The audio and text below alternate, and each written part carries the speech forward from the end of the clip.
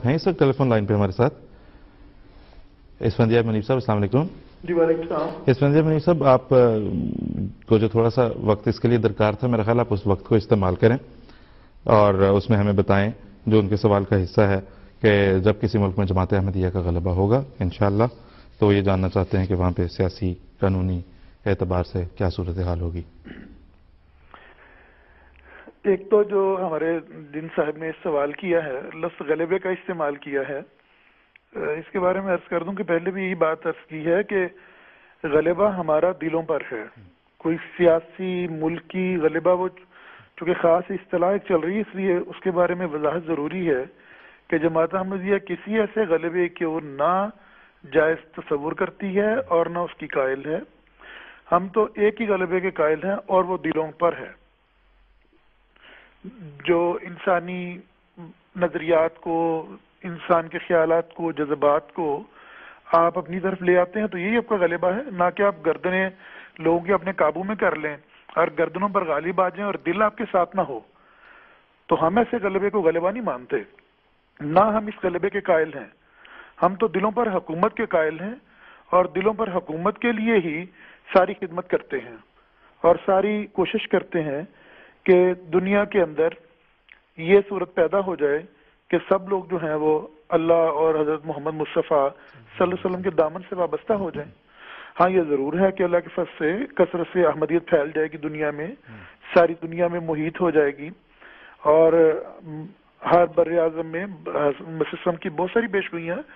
حضور نے رشیا کا ذکر فرمایا، یورپ کا ذکر فرمایا، دنیا کے تقریباً ہر خطے کا ذکر فرمایا ہے جہاں احمدیت پھیلے گی اور اس پر ہمارا ایمان ہے. اسی کے لیے ساری تگودو ہے، اسی کے لیے ساری مشکلات بھی برداشت کرتے ہیں. تو جب انشاءاللہ اللہ تعالیٰ کے فضل سے دنیا میں کثرت سے احمدی ہو جائیں گے یا کسی ملک میں کثرت سے احمدی ہو جائیں گے تو وہاں جو طرز حکومت ہے، اگر جیسا کہ وہ نظر آ رہا ہے کہ دوست یہی چاہتے ہیں، تو ہماری طرز حکومت وہی ہے جو قرآن کریم میں بیان شدہ ہے اور جو حضرت محمد صلی اللہ علیہ وسلم نے اپنی سنت اور احادیث کے ذریعے بیان کی ہے. اس سے باہر جانے کا تو کوئی احمدی تصور بھی نہیں کر سکتا. ہماری ساری طرزیں وہی ہیں. اور قرآن کریم میں اگرچہ یہ ایک عرض کروں گا کہ کوئی ایسا خاص نظام حکومت معین یا مقرر نہیں فرمایا کہ مثلا ڈکٹیٹرشپ چلے گی یا ڈیموکریسی ہوگی یا اس صورت میں ڈیموکریسی ہوگی. اللہ تعالیٰ نے قرآن کریم میں اور حضرت صلی اللہ علیہ وسلم نے احادیث میں مختلف اصول بیان مقرر فرمائے ہیں.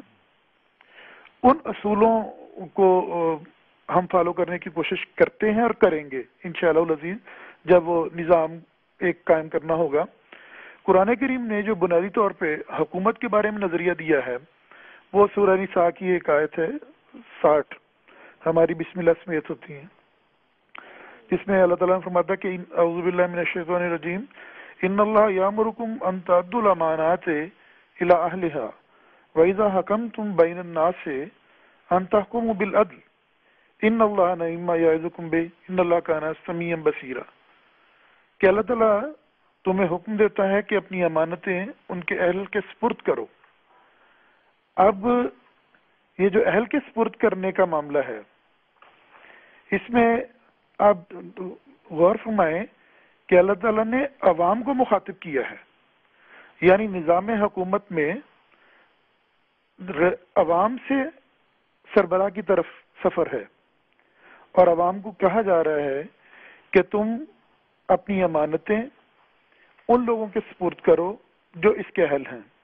تو اس سے پتہ یہ چلتا ہے کہ عوام کو اپنے حاکم خود چننے کا اختیار دیا گیا ہے اور ایسے حاکم، ایسے نمائندگان جو نیا اہل نہیں بلکہ بھرپور اہلیت کے حامل ہوں.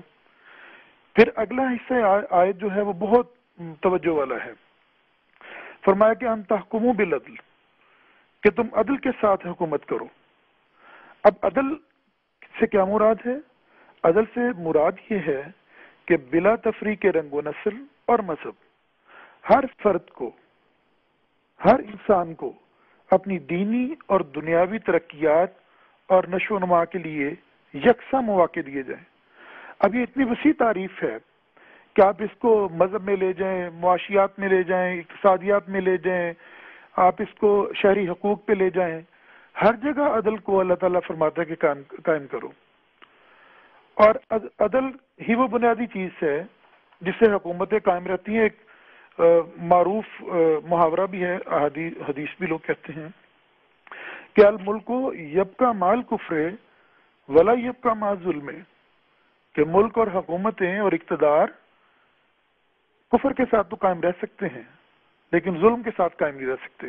ظلم عدل کا الٹ ہے۔ اس لیے اسلامی حکومت یا احمدیہ حکومت ان امور کو سامنے رکھ کے اپنے نظام کو ترتیب دے گی انشاءاللہ العزیز۔ اس کے علاوہ قرآن کریم سے اور بہت ساری باتیں حدیث سے پتہ چلتی ہیں، وہ اشارتاً ذکر کر دیتا ہوں کہ انسان کی بنیادی ضروریات مثلا روٹی، کپڑا، مکان اور صاف پانی۔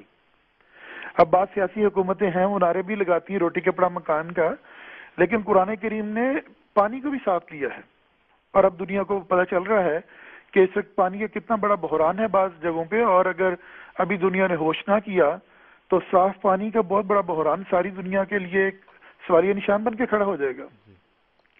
تو اللہ تعالیٰ نے بنیادی ضروریات میں فرمایا کہ روٹی، کپڑا، مکان اور صاف پانی جو ہے اس کو مہیا کرنا بھی جو حکومت وقت کا اولین فرض ہے۔ اسی طرح پھر تعلیم کے بارے میں ہے، صحت کے بارے میں ہے، امن و امان کے بارے میں ہے، راستوں کی درستگی ہے، اندرونی امن و امان سے کے علاوہ مضبوط دفاع بھی اس کا بھی حکم ہے۔ اور اس کے علاوہ صرف یہی کام نہیں ہوں گے کہ وہ جسمانی ضروریات اور دنیاوی ضروریات اور مادی ضروریات کو پورا کرتی رہے گی، بلکہ حکومت وقت اعلیٰ اخلاق کی ترویج و اشاعت کے لیے کوششیں بھی کرے گی۔ یہ بھی ہمیں پتہ چلتا ہے قرآن کریم سے۔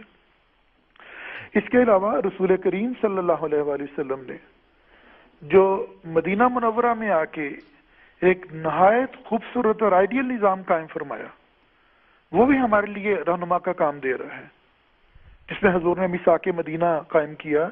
اس میں مختلف مذاہب کے لوگ تھے، یہودی بھی تھے، دوسرے لوگ بھی رہتے تھے، مشرک بھی تھے، اور میثاق مدینہ اتنا زبردست چارٹر ہے کہ اگر اس پہ آج بھی لوگ عمل شروع کر دیں، ہماری حکومت والا فیصلے جب احمدی تو آئے گی، آج بھی شروع کر دیں تو دنیا کے دکھ جو ہیں وہ سکھوں میں بدل جائیں اور دنیا ایک امن کی صورت میں آ جائے۔ جی حضور صلی اللہ علیہ وسلم نے تھوڑا سا عرض کر دیتا ہوں، حضور صلی اللہ علیہ وسلم نے اس میں جو میثاق مدینہ کیا اس میں مذہبی آزادی کو باقاعدہ قائم کیا کہ ہر ایک کو مذہبی آزادی ہوگی، ہر فرد بشر کو ہوگی۔ اسی احمدی اگر کہیں کثرت سے ہیں تو اس کا یہ مطلب ہرگز نہیں ہے کہ وہاں کے دوسرے مذاہب کے رہنے والے لوگ جو ہیں ان کے حقوق نہیں ہوں گے، وہ بھی اسی طرح شہری اسی طرح پورا حق رکھیں گے اور اپنی مذہبی پریکٹس کو بجا لائیں گے۔ جی عوام کی جان، اموال، ظالم کو سزا دی جائے گی، مظلوم کا ساتھ دیا جائے گا، کوئی مذہب کسی دوسرے کے خلاف چڑھائی نہیں کرے گا، اس کی توہین نہیں کرے گا۔ حضرت صلی اللہ علیہ وسلم کی تو ساری زندگی آپ دیکھیں کس طرح لوگوں کے جہاں مذہبی جذبات بھی تھے وہاں بھی فرما دیا کہ بالکل کسی کو تکلیف نہیں ہونے دینی۔ تو یہ سارے انشاءاللہ العزیز اللہ تعالیٰ کی طرف سے جب ایسا نظام ہوگا تو آئے گا۔ ایک عرض کرنا چاہتا ہوں آخری کہ ایک سوال اٹھ سکتا ہے کہ اگر کسی جگہ پر ان امور کا یا قواعد و قوانین کا خیال نہیں رکھا جا رہا تو پھر کیا کیا جائے گا؟ تو اس کے بارے میں عرض ہے کہ اللہ تعالیٰ کے فضل سے جماعت احمدیہ میں خلافت راشدہ قائم ہے، اور یہ خلافت راشدہ قیامت تک قائم رہے گی، جب تک کہ اللہ تعالیٰ اس دنیا کو یا جو بھی نظام ہے اس کی سختی لپیٹ دیتا، خلافت راشدہ حق کا قائم رہے گی۔ اور خلافت احمدیہ ایک عالمگیر نظام ہے، وہ کسی خطے یا علاقے سے مخصوص نہیں ہے، بلکہ یہ ایک آفاقی روحانی نظام ہے جو عوام ہو یا ان کے نمائندگان، ان سب کی مذہبی، اخلاقی، تمدنی اور علمی ترقی اور اصلاح کی طرف متوجہ رہے گا، اور لیگ آف نیشن کا اصلی کام سر انجام دے گا، دے بھی رہا ہے اور دیتا بھی رہے گا۔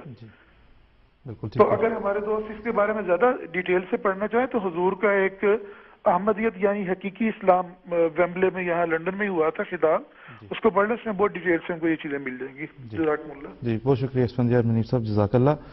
ابھی جس